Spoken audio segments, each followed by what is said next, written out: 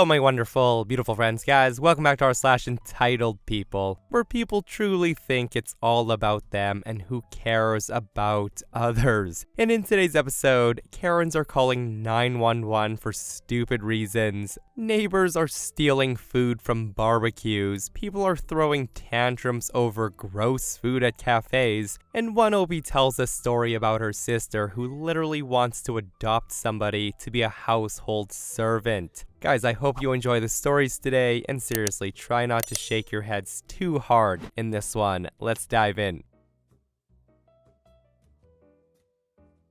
So this happened many years ago, and I think it's a story that you'll enjoy. When my wife and I were young in our careers, and also broke as heck, our oldest boy's only Christmas wish was a laptop computer. Now, this was way out of our reach financially, so I'd been looking everywhere for a good deal on one. I found an ad for a Radio Shack holiday special selling a pretty decent laptop for under $200 on their Black Friday sale. At the time, this was an incredible price, so I went down to the Radio Shack and I chatted a bit with the staff to find out what to expect and how many they had. They admitted to me that they only had one, and that they only had one or two of their other doorbuster items. They opened at 5 a.m., and the guy I chatted with recommended that I arrive really early if I wanted it, which I thought, okay, maximum effort. So after Thanksgiving dinner, I took my turkey-induced nap, and after we put the kids to bed, I head down to the strip mall with a book and a camping chair.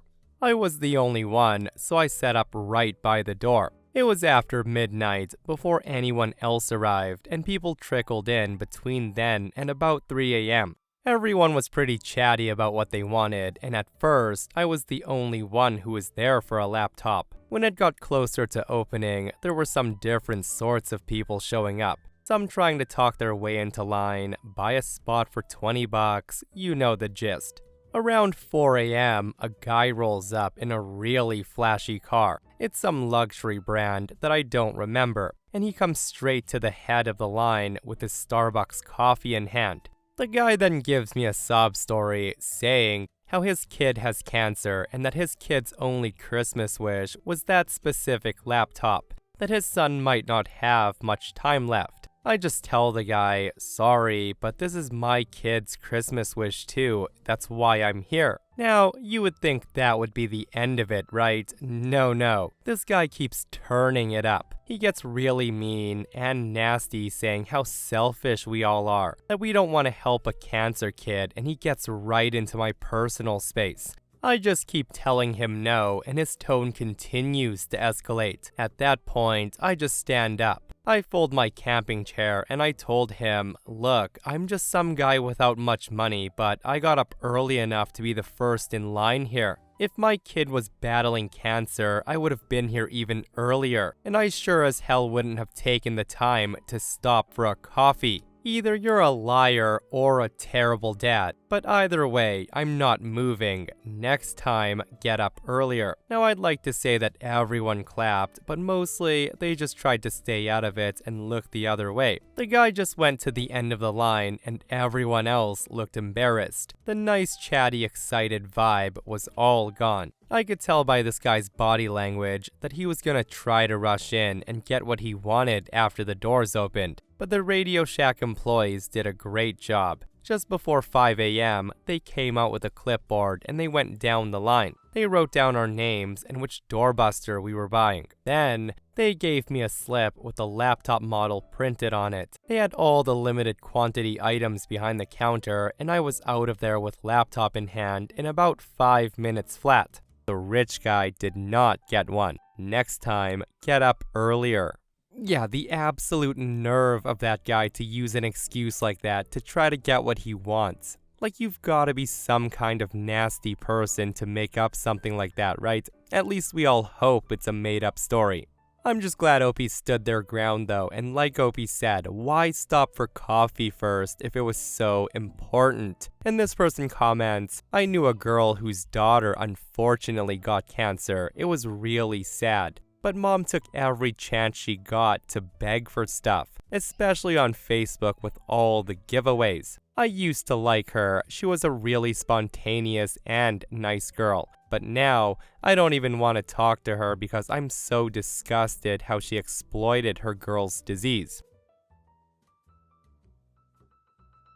So I finally have a story to share, and I hope it belongs here. I live in a row house style neighborhood. My row and 2 others form a horseshoe, where all the backyards face into a public space with a few benches and trees. The past few years, myself and a few other neighbors host potluck-style barbecue gatherings back there on weekends throughout the summer. We also invite family and friends and some other neighbors. Once the food is done, my neighbor and I usually bring out the guitars and jam while we drink into the night. With that said, there's this one woman who shows up on occasion. Let's call her Karen. We've yet to see what she contributes, and no one ever knows who invited her. She usually shows up with her husband and kid. And the thing is, crashing a barbecue and looting some food is one thing, but if you have the audacity to complain about everything, you are an a-hole. She'll say stuff like, "There's way too much salt in this," or "I don't like this salad." You get the idea. Anyways, as it does every year, my birthday happens. And it's also one of the usual barbecue occasions. Only when I'm hosting, I provide a crap ton of pulled pork that's hung out for a few hours in my meat smoker, and often some chicken legs too. Neighbors and friends also invite some neighbors and friends, but I only ask that they let me know so there's enough meat. This particular year, I also decided to throw in a few racks of ribs for me, my 2 boys, and my best friend. There was more than enough for us to have some and then put out on the table, but I decided that we were to have first dibs and then put them out. I mentioned this to people as well, so I'm doing my thing. I'm tending to meats, making sure everyone has a place to sit, socializing with guests, when enter Karen. Karen comes up and says, "Hey, so this warm cheese dip has way too much garlic in it." To which I respond, "Well, I guess not everyone's gonna like it, right? Don't worry, the food's almost ready." She then sighs and says, "Fine, I guess I can wait." I then pull out my pork shoulder to let them rest for a while, and then throw the drumsticks on the charcoal to give them a little char. Also, keep in mind that my food prep area is in my immediate backyard, and far enough away from all the food that there's no reason for anyone to really be in my backyard with me. But here's Karen again. She comes over and says, "Hey, so I don't really like this beer. Do you have anything different? It's all there is in this cooler, and the other one only has kids' drinks. I don't want a juice box." I tell Karen, "No, there's nothing else, and that's my beer. This is a BYOB. If you forgot to bring your own, there are some cans of pop in there with the kids' drinks. You can have one if you'd like." She then says, "Oh, that's too bad. I was really hoping for some beer. I don't drink pop." And right about now, I'm starting to get annoyed with her. I let her know, "Well, I have a lot of meat to tend to, so if you could please stay out of my prep area so I can finish, I'd appreciate it. I'm almost done, and then we can all eat." I finish up the chicken, pull the ribs out from the smoker, sauce them, char them a little on the grill, and then cut them into 2 bone pieces and put them aside. Keep in mind, I still haven't served any of the meat yet, and people are lined up at the table waiting for it. I finish up pulling the pork and then turn around, and there's Karen standing there with about an entire rack's worth of ribs on a plate, and she's eating it. She's also mysteriously managed to acquire a beer of the exact same brand that I drink. She then comes up to me and says, "Hey, so this sauce is way too spicy. Can I get some with a different sauce on them? There's no way my son can eat this." At this point, I'm now close to my boiling point, and I say to her, No, I don't. I made those specifically for me and my kids. We're serving ourselves first, and then what's left will go to everyone." I made more than enough pulled pork and drumsticks to go around, and somebody else brought burgers and hot dogs. Cue Karen saying, But I don't like the other meats. These are really good. We like ribs. Can't you just put a different sauce on them? I tell her I said no. I made them the way we like them because they're just for us. Be patient, I'll put some out once we've served ourselves. I say that as I take back the plate of ribs, and Karen says to me, there's no need to be that rude. I can't believe you talk to me like that. And at this point, I'm done.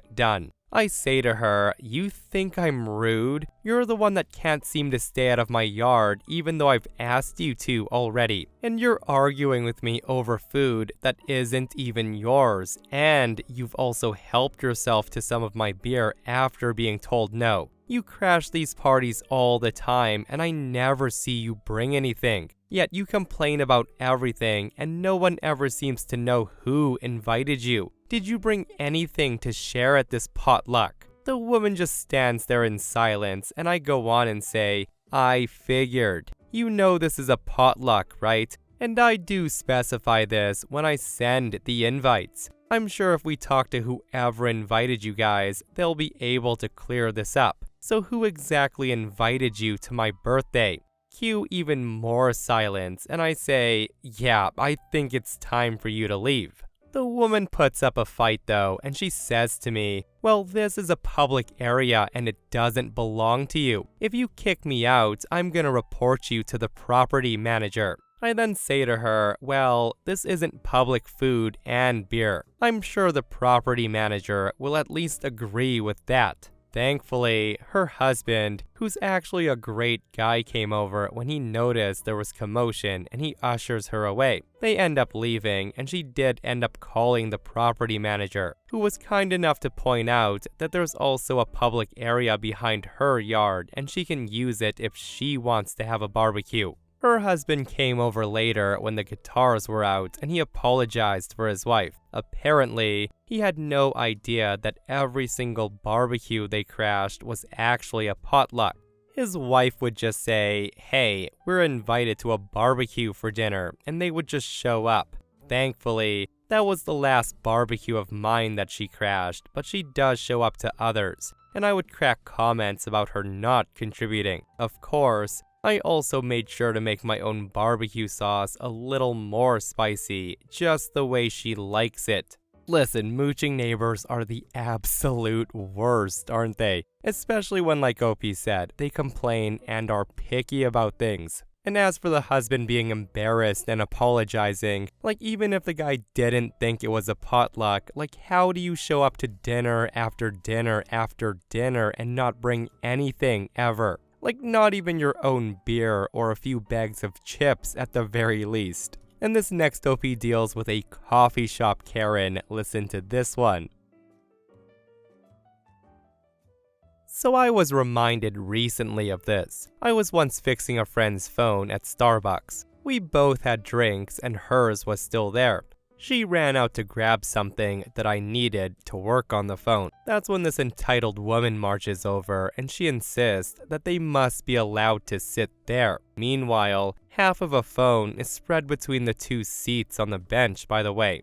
I relay to them that the seat's in use and in any case, there's no space. Then, they tried the whole "there's obviously no one here now" bit, with the big stupid voice sarcasm, and then proceeded to sit anyways. And then, they moved their arms like they were about to try to sweep those tiny little phone screws off the edge. I moved my arm to block them while still holding the mini screwdriver in my hand. We argue back and forth for a hot minute, and it's clear that they're not giving up. But I'm not done, and I'm not moving either. This is when this little crap goblin picks up their phone, and she goes, "I'm gonna call the cops if you don't stop." I just laugh and go, "Fine, go right ahead." So with that, they effing do call the cops. Right as I'm sitting there, staring at me, they get this big grin on their face, and they say into the phone, and then she threatened to stab me with the screwdriver.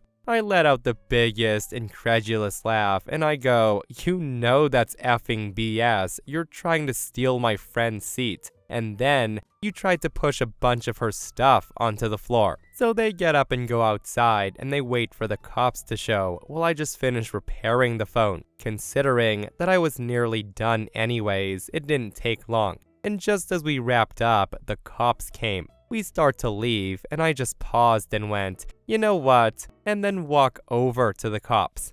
I tell the cops, I'm the one that this little psycho's talking about, and here's the tools that I was working with. This is the phone I was repairing when they tried to shove the stuff on the ground. Do you need me to stick around? One of the cops just gives me an eye-rolling look, like, no, we know this one, and goes, no, you're all good, and so we left. What's crazy is a few years later, I saw a post on a housing group in the area talking about exactly this kind of behavior and much worse, changing locks on roomies, throwing out stuff, etc., and warning people to not rent to this person. And they posted a picture of someone who looked exactly like them. Now, is it necessarily the same person? I don't know, but it seems more than likely.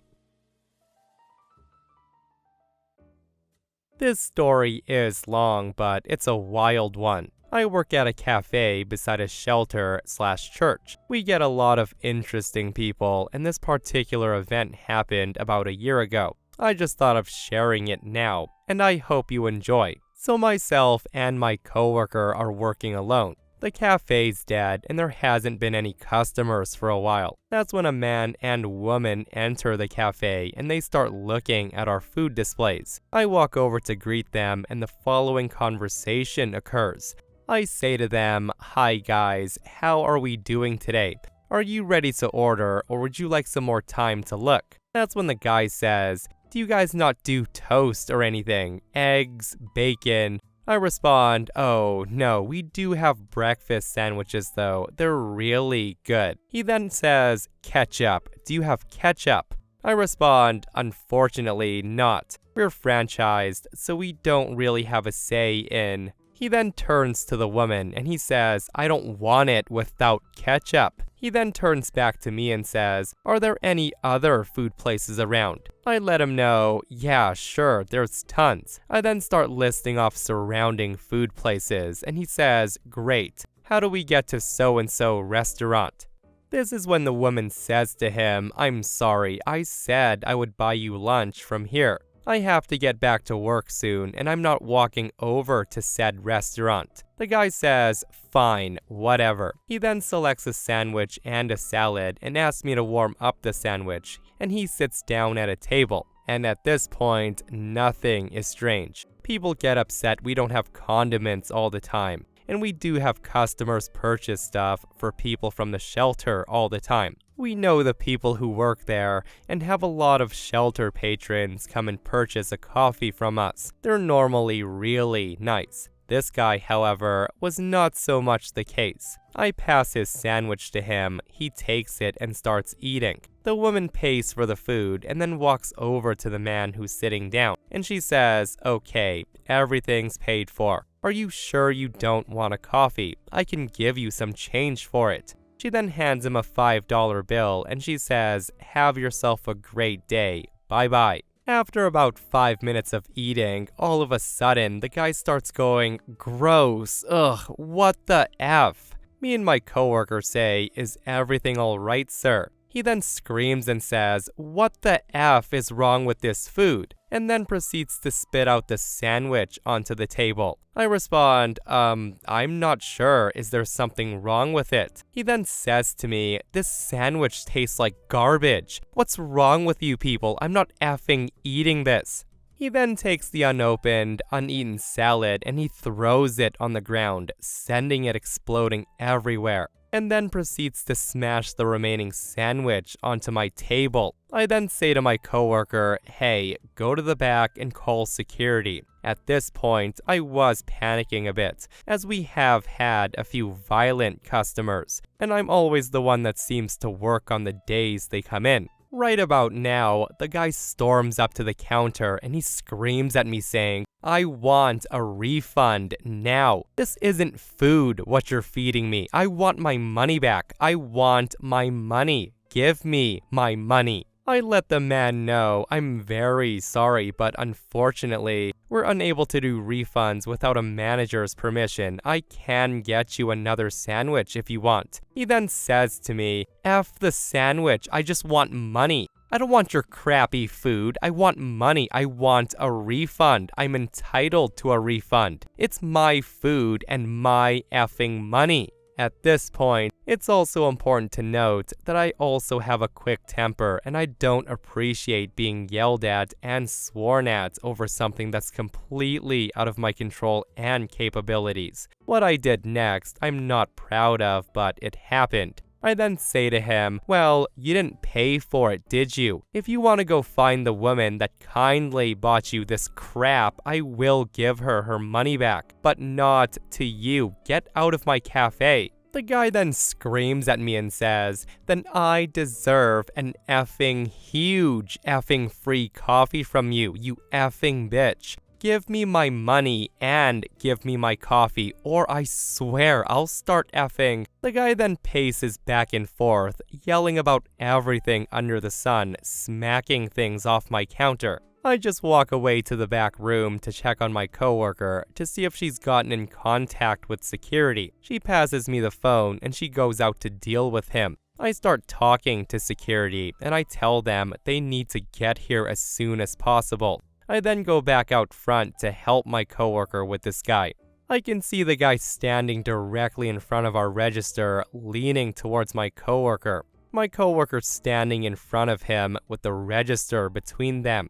This is when I hear him speaking quietly, and he says, give me a coffee. I deserve an effing coffee. To which my coworker says to him, no. He then says, come on, she's a bitch, give me the coffee. I should get something for your crappy food and crappy customer service. I want a coffee. My coworker holds firm and says, no. And this continued until security shows up, at which point the guy just runs out the door and down the street. Security hung around to talk to us and they said they hadn't seen the guy in this area before. After about 15 minutes though, the guy pops back up. He sees security still hanging around the cafe and he tries to make another run for it. He makes it about 5 steps before one of the security guards catches him, and they walk him back into the shelter next door. I haven't seen him in the cafe since. So while working at a pizza place in Los Angeles, I had a customer come in with her young daughter, probably around 8 to 11 years old. They had balloons and other birthday stuff. The first thing the mother says is it's her daughter's birthday today. So I said happy birthday to the daughter, who replied with, thank you, but it was actually Friday. The mom kind of had a nervous look on her face, but quickly took it off. Now, I didn't see this as a red flag, but it was definitely strange. They look over the menu for a minute or two and then place their order. It was roughly $100 worth of food. The mom then asked if we can deliver it to a nearby park where they'd be having a birthday party. Now, this was also strange, as people usually place delivery orders over the phone, but this had happened a couple of times before, so I didn't think much of it. Once it comes time for payment, the mom asked if we have any sales or specials. This pizza place is popular and relatively high-end, so we rarely offer any kinds of discounts for non-regulars. I told her, no, we don't offer any kinds of discounts. She then gave me a reluctant okay and then asked for the price. I told her the price, and that's when she tried to haggle with me. I told her that I couldn't lower the price. The woman just kept insisting that I give her a better deal on the food, saying there's no way she's gonna pay that much for pizza. Eventually, I just give up and I said I'd give her a 10% off, which is our family and friends discount. Then, she had the nerve to ask for 25% off. I told her no, that she could take the 10% or leave, which she left.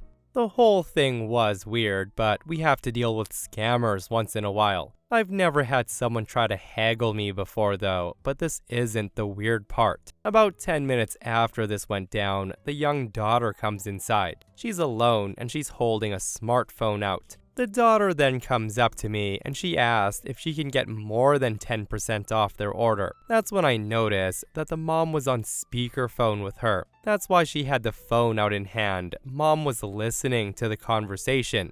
She had sent in her daughter, hoping that I would feel bad for the kid and give them a discount. I definitely did feel bad, though, for the daughter. She must have been so embarrassed, and it made me furious. So this is when I leaned closer to the phone so that witch of a mom could hear me. And I said, I can't give you a discount, and it's kind of awful that your mom's doing this. Unlike your mom, you seem like a really nice, really sweet girl. How would you like a free slice of pizza?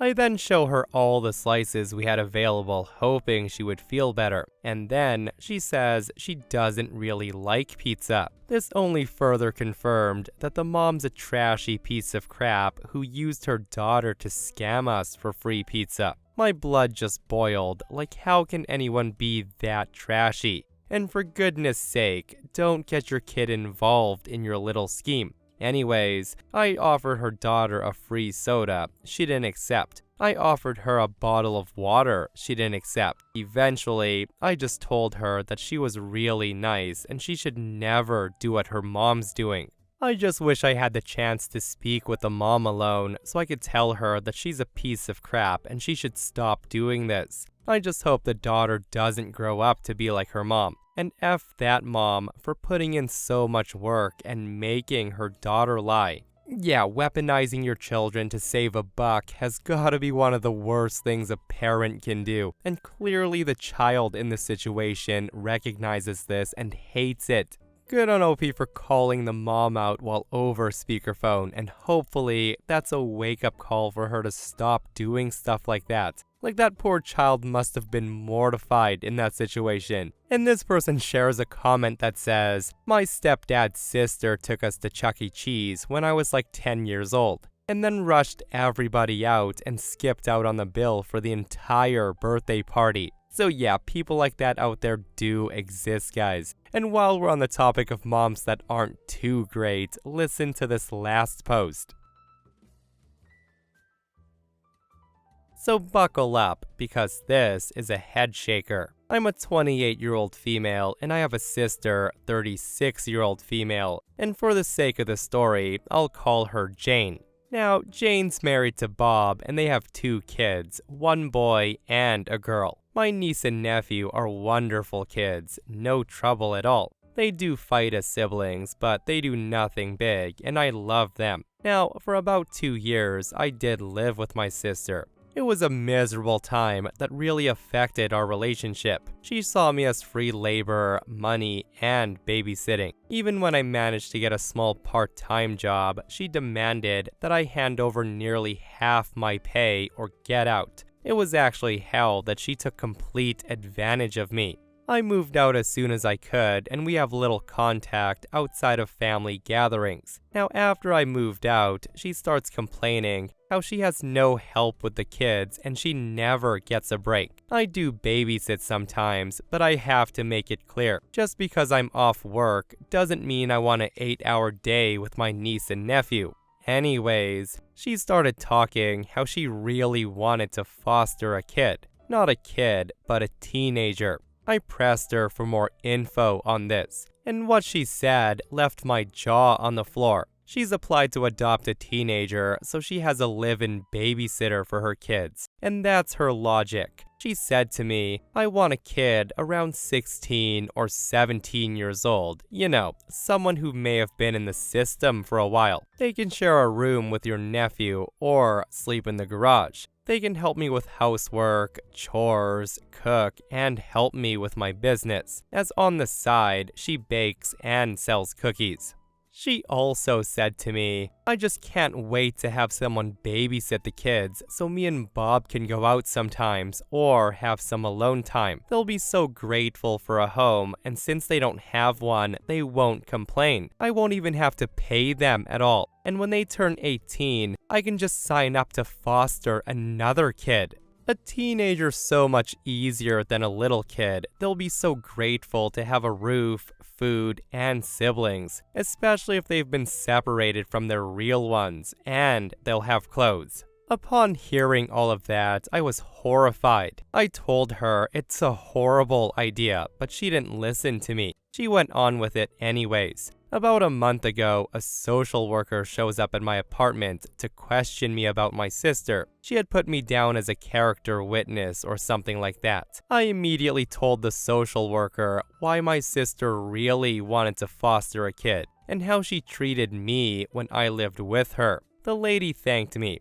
My sister called me crying later, saying that she wouldn't be considered for any adoptions or fosters in the future. The social worker had told her that they felt her home and her weren't a good fit. She then asked if I said anything, and I told her the truth. She then went off on me. She hung up, and we haven't spoken since. She has sent some angry texts though. And the thing is, a couple of family members are on her side, which is ridiculous. They seem to think that foster kids are dogs or something, and they would be so happy to have a roof over their head, and they would gladly do all the housework. So am I the a-hole in this situation? In my opinion, OP is 1,000% not the a-hole in this situation, and I'm glad they told the social worker everything. Like, what the F, OP sister? Like, for her to want teenagers who have been in the system for a while so they can be grateful to have a family and a roof over their heads, and in return will be a servant, oh my goodness.